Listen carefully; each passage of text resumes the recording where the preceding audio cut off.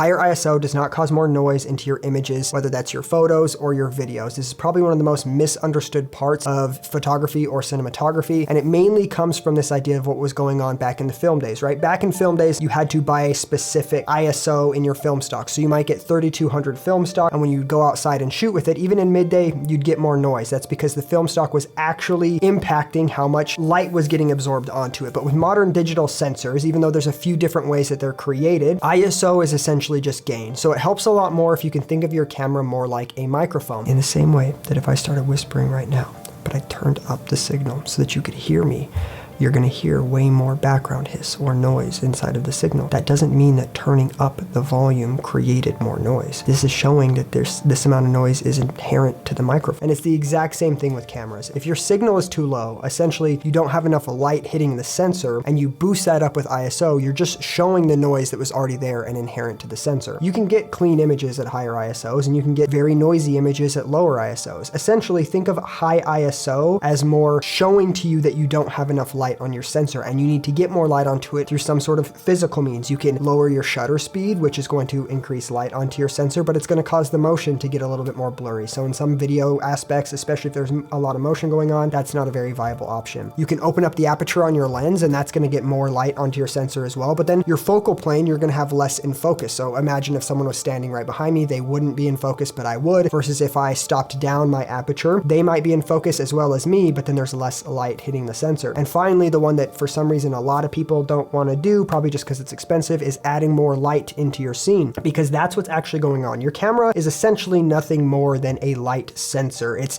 taking light information that's hitting it, and it's using an analog to digital conversion chip that turns that into digital data that computers and everything can understand. Now, there's low quality digital conversion chips, there's really high quality ones. Some cameras have two, which is a dual gain ISO, something like you've heard on the FX3, where there's one signal path that's designed for a higher signal, like an ISO 800, and there's one signal path that's designed for a lower signal, like an ISO 12,800. Essentially just means the decibels of gain applied turn back down once you hit a certain ISO, or cleaning up the image because the noise floor reset back down to zero. So there are nuanced cases where we could try to get in and talk, and if you guys want this to be a full series where we really break it down and explain exactly how all this works, I'm 100% down to do that. Just let me know like the questions you have about it in the comments. But just know, if you're getting high noise in your images, whether at low ISOs or high ISOs, it's because you don't have enough light onto your sensor.